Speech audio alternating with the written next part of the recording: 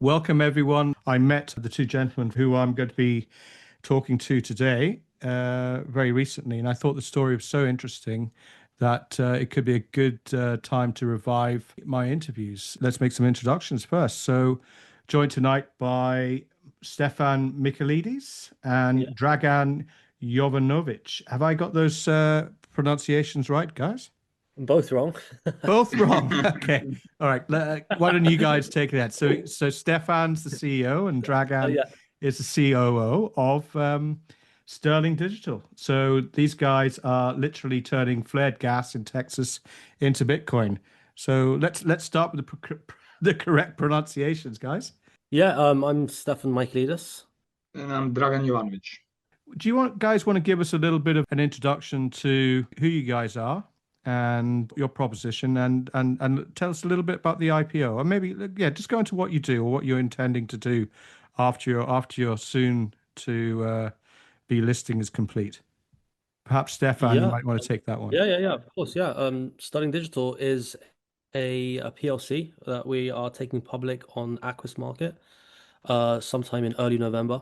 It's a Bitcoin mining company, and we specialize in taking flared or stranded natural gas and turning that into energy that then produces Bitcoin. And we are starting our first project in Texas, which is a area where we've built Bitcoin mining sites before. Look, I think there's a bit more to that story, isn't there? There's Texas is it's getting to be quite an established industry there. There's a lot of players there. There's a lot of flared gas. They're all stranded gas assets that would naturally be burnt off as part of a requirement. And what you and other players in the space are doing is capturing that flared gas and turning it into energy, literally by putting a Bitcoin mining box on top of it, or I'd say a what you have shipping containers full of the machines, right? Is that's basically the thematic, and you've done it before privately, and you've got several of these operating to great success thus far. Can I dig in a little bit there? Yeah, of course. I mean, yeah, we've Texas has a lot of stranded gas. So I think in terms of competition, getting assets is not really a bottleneck. I think there's something like 10 times more stranded gas or flared or vented in Texas than the entire computing power of Bitcoin itself. So getting assets isn't really an issue. That's not a bottleneck. It's something we've done before. We've built and had success building Bitcoin mines across Texas before. Again, using stranded gas. I think going forward, Sterling Digital is really going to hit the ground running. We've got assets lined up already that we're going to move into. So we anticipate our first Bitcoin will be produced sort of late January, early February next year. Yeah, so Bitcoin is it's been a little bit volatile recently. I mean, you zoom out and the trend has been good, but Bitcoin's what, $114,000 a Bitcoin today, and I think it bounced off about 125 last week. You guys are aiming to produce Bitcoin from waste gas at what? It's something like 21,000, is it? Most of these, what gas flaring typically is there's tons and tons of these well over 20,000 wells that are being produced across Texas, of which a lot of them are stranded. These operators have no other choice other than to just straight up burn it, to flare it, sometimes even vent it, which they don't even end up burning it. They exhaust it straight into the atmosphere. And so you have this valuable resource, this fuel, if you like, that is simply getting burnt without, getting utilized in any fashion. And so that opens up the gateway to being able to, the opportunity rather to convert that resource, that fuel, into energy. And so this is how that the whole dynamic stitches itself together. And then, provided that you're willing to take on the challenge of converting all of that gas into power, into energy, then you can have yourself a very, very efficient and feasible business in this type of paradigm. And that's the fact that it's that flare gas, that waste gas that we are converting into power, is ultimately what gives us that super ultra low cost per Bitcoin to produce a Mm. Bitcoin. So that's just a quick synopsis in terms of what's going on in Texas right now. Yeah, I think that's how you're able to achieve the circa $20,000 per coin in OpEx costs.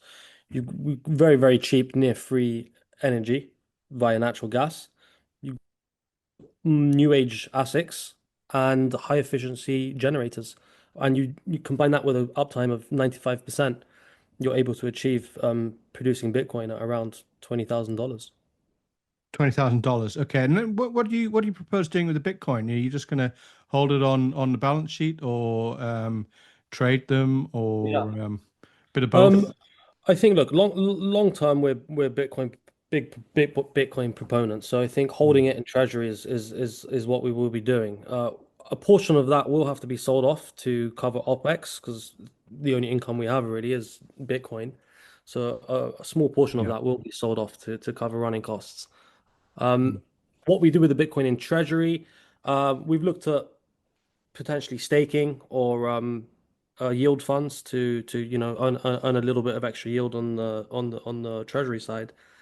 But I think in short term we'll just be keeping it in custody Yeah, in yeah. the treasury. Look, obviously the Bitcoin treasury space, there Yeah, was it got very, very popular, and then yeah, deflated just as quickly we did. We saw that wave.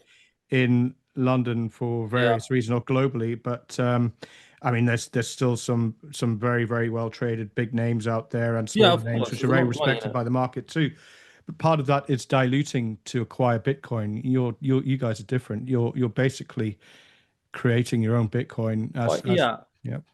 The cost of acquisition for us is much lower than someone like a MicroStrategy or any other Bitcoin treasury company. You're buying it at spot price essentially, so you're beholden to what the market values it on that day when you're executing.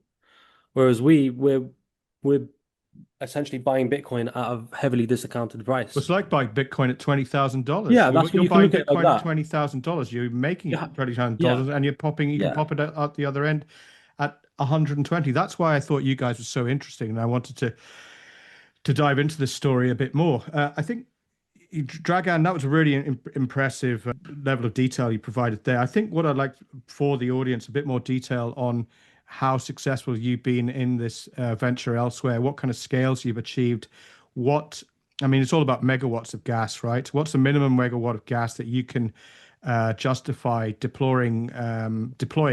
So no, normally this type of infrastructure, it comes in chunks of 1 megawatt blocks. So it's these sort of data center boxes, if you like. They typically come in 1 megawatt size blocks.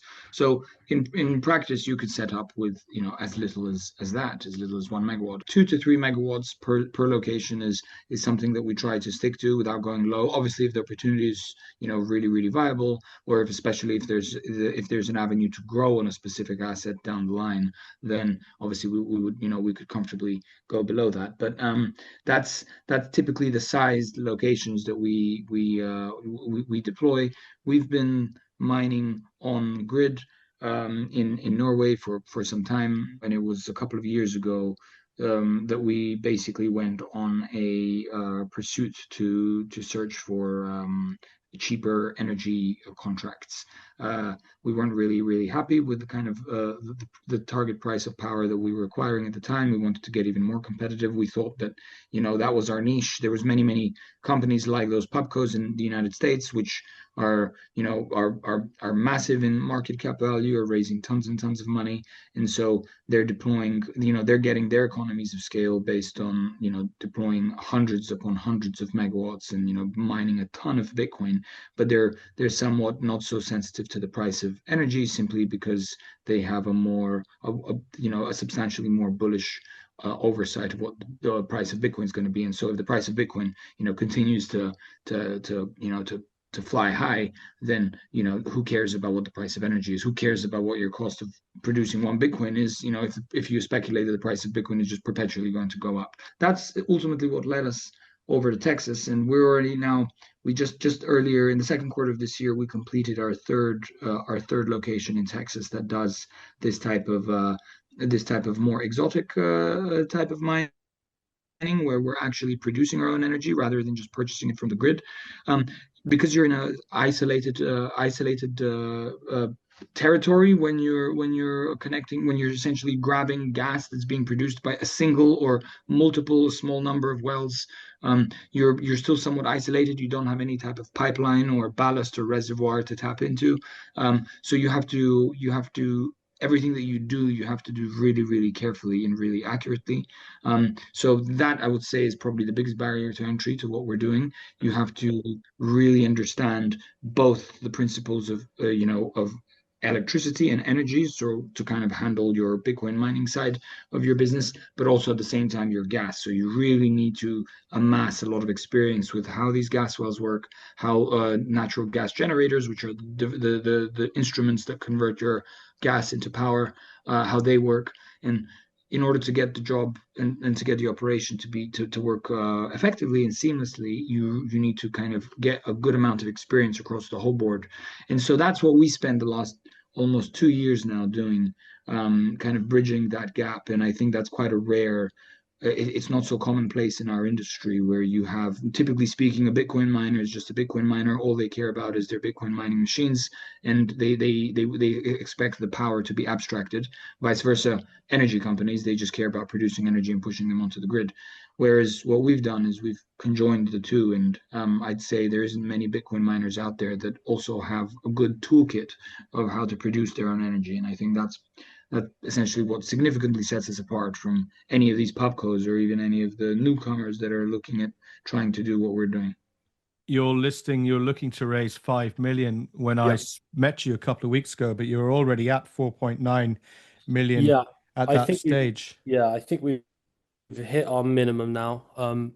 And it looks like we're in a pretty good position to either cap it or take on more finances. But yeah, I think we've got the luxury of choosing kind of who we want to take on. Yeah, well, It's a nice problem. that's very important. And you've got no pre-IPO as well. Is that No, right? no pre-IPO. Right, 5 million. And you'll be what market cap when you list? I think it was about 10, right? So you got 5 million of Yeah, cash and then 5 million of enterprise value yeah. heading. Okay, so can you elaborate on how many megawatts you'd be looking to bring on initially, or just some guidance? You got one. Let's say you have 1 megawatt. I mean, it's not a lot, but Mhm. 1 megawatt, 2 megawatts, 4 megawatts. I mean, what does that? Let's try and Yeah, qualify this. What yeah, does for that generate sure. in terms of I Bitcoin? mean, it's constantly changing. 1 megawatt will it would depend on what kind of machines you're using, what your electricity rates are, what the difficulty rate is, what the network hash rate is. So there's a lot of variables that will dictate what 1 megawatt of power can produce. Give But the currently, conservative steer. Yeah. yeah. So with our first with the fundraise, that money is going to go to deploying a 4 megawatt site in Texas. Right. And with the equipment that we're using, we've decided to go with Bitmain's S21 plus miners.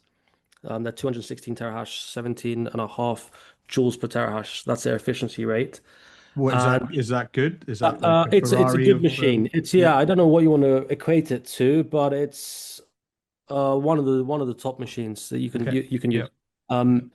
And coupled with the efficiency of our generators that we're using, which put out around a 42% efficiency, and the energy that we're buying, so we're buying the stranded gas off oil and gas producers, um, that will allow us to create around 1 Bitcoin currently per month per megawatt. So maybe 4 Bitcoin a month, right? Yeah, that's currently that's what it will be producing. Yeah, but Mm. again, So yeah. difficulty rate changes over time. Also, that the in terms of dollar value, that's depending on what the price of Bitcoin does. Yeah. Well, let's assume it's here or thereabouts, or a little Hmm. bit higher, maybe. Yeah. Yeah, So let's take this back a couple of weeks. It was 120. yeah, Let's say yeah, 121. So you might be yeah, $100,000 a yeah, month in profit. I mean, obviously, Bitcoin could go down. It could go yeah, right down to yeah, yeah, 21. yeah, But let's say you've got $400,000 a month. This is it. This is the interesting part. If you have, yeah, let's say, 4 Bitcoin a month, hmm 400,000. That's $4.8 million a year profit, hmm and you've got in sterling, you've got a 10 million pound valuation upon your listing. Yeah. But Yeah. then half of that is cash, which you're obviously deploying. But the enterprise value Yeah. is very interesting once you get into production. And that's why this is so interesting as well. Yeah.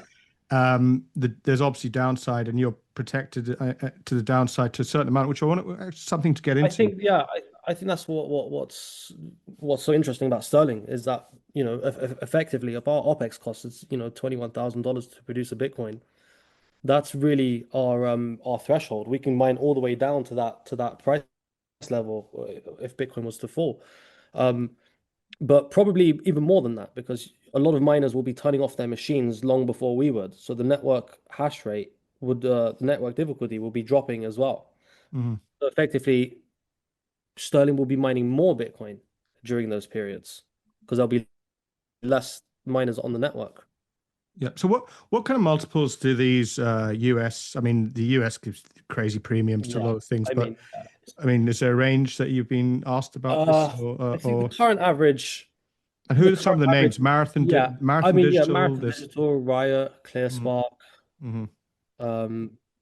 BitDeer. You know, these are kind of the largest publicly traded mining companies. They're trading on an average of a 30 multiple, a PE ratio. So let's just wrap up on the IPO soon. You'll be looking to IPO at the end of the month, is that right? Or in a week or two? I think if I'm not mistaken, our listing date is 4th of November. 4th of November. Okay, Yeah. okay, good. So now it's today is the 22nd of October, Yeah, right? we're coming So around. you've just started marketing. You finished your road shows with the city. You're looking for around about 5. You may cap that, which is quite interesting. You were at 4.9 a couple of weeks ago, so that's quite interesting for you as well. That's a very warm reception, and yeah, it's nice not to be too desperate, and you can select your book a little bit. Are you going to do a retail wrap on this, for example? There's going to be a retail wrap with the Winterflood.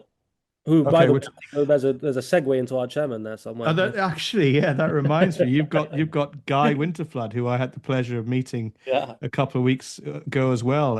He's in his Mayfair lair, I guess, at the moment. Yes. But the Winterflood name and the city, I don't know if he wants us to go into. I mean, they're one of the famous market makers in the city. I think he's the only guy he always says who his father didn't give a job to, but he's seems to be quite a formidable character. I certainly wouldn't mess with him. He'd be a good man to have on your your side in a fight, I guess. With any he brings a lot of experience to public markets. It's just something Dragan and myself don't have much experience or any in. Yeah. So it's definitely extremely valuable. I think it's good for the market because ultimately you need someone that can navigate the markets, and I guess at the end of the day, you're guardians of capital, So okay, so they're doing the Winterflood wrap. That's interesting. Let's move on from that. So did you say 4 months into the production? To start producing? Yeah. Yeah. I mean, we can hit the ground probably sooner than that to start producing Bitcoin, but we're just weary of the timing. We've got Christmas coming up and Thanksgiving, which is a big holiday in America. I guess you can update on these things later on, but it's from deployment to production. It's in theory it could be quite. In theory, you've done it before. Exactly. Jurisdiction is good for that as well. Yeah. Yeah. We can set up 90 to 120 days for a site. 4 gigawatt size. And the Texans are very in favor of all this, right? Yeah. Which brings me to something else. Kind of thinking about leverage here. I mean, once you get into production, is it possible that you can go into debt? Is it, you can leverage debt rather than, let's say you've got 4 megawatts, right? And I don't know if does that use up all the capital that you raise in the market, or will you have some left over for additional megawatts? No, we'll have some capital remaining. You will, and you'll be generating you'll be generating cash as well. That's an option that we're looking into. Yeah. Yeah. Once you get set up there. Yeah, and again, I can see there's companies as well, not only in the States but here in England that give good leverage against Bitcoin itself. You can achieve a 70% LTV at a 4% rate. That's the key ingredient when you get to production, scaling up without further investor dilution. Yeah. I mean the leverage is enormous, especially to a rising Bitcoin price as well. The economics are very, very interesting, and I kind of look forward, if possible, getting a little bit more a deeper dive into the numbers once you get listed. What about investors knowing what's going on site? So we actually have, we build these types of sites such that they are capable of being controlled almost entirely without any physical intervention. In fact, the only physical intervention that is ever needed is typically for things like, repairs, parts maintenance, and stuff like that. It really requires a minimal amount of human intervention. One of the things that we additionally focused on is building tools, primarily sort of hardware and software tools that allow us to monitor our deployments. So, from things like, monitoring temperatures of ASICs of Bitcoin mining machines to monitoring all sorts of different parameters, chip temperatures, chip frequencies, fan speeds.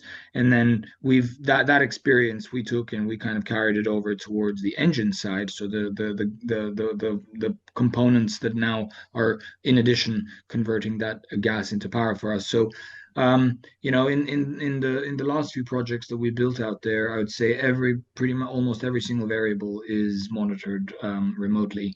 We don't have a particular framework for how we're going to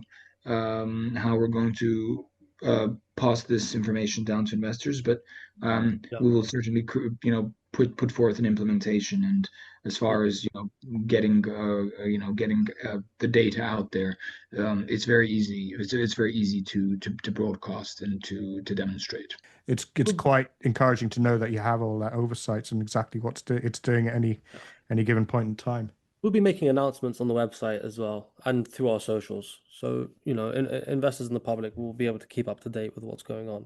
Yeah. And Okay. in terms of transparency, I mean, it's a UK listed company. We're going to be subject to full audits and regulatory filings and governance standards. The market loves very regular updates.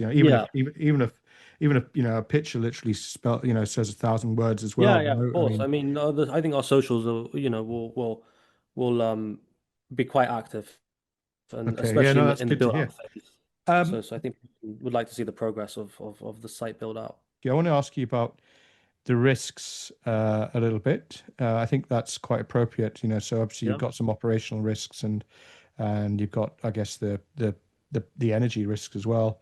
There's also market risks in Bitcoin being the output. And then maybe we could wrap up. I think I was quite impressed with your backgrounds. You're both two young guys. You're what, about 33 or so, but you've achieved quite a lot during your careers thus far. So without going into too much detail, maybe just answer. They're two very different questions, but I'm giving you time to think about them. Start with the risks, I guess. You can take one at a time, and then you can give me the final pitch to wrap up after that. So let's just go through the risks or the execution here. So and what you do there. Yeah.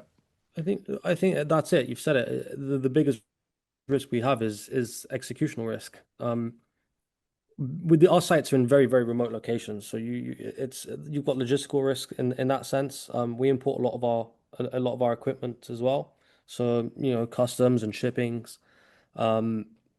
The places where we are, it's quite harsh conditions. The weather's either really hot or hurricanes. These are things you have to mitigate. So those are the kind of risks that we would have.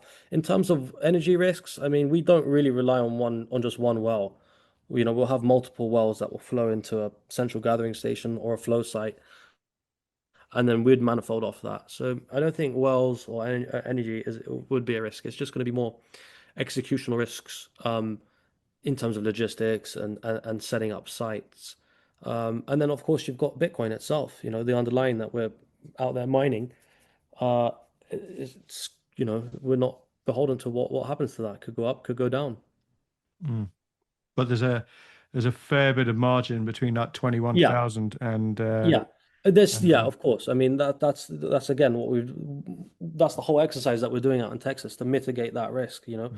By producing our own energy in those harsh conditions with a high barrier to entry, we get rewarded for that, and the reward is being able to mine Bitcoin at a substantially lower price than our competitors. Yeah, no, 100%.